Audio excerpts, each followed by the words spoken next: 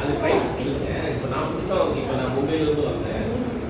அப்போ சேவ் பண்ணாங்க மிஸ்டாக ஆடிச்சு ட்ரெயினில் விழுந்தது. உங்கள் பேரை சொல்லுங்கள், பேசு.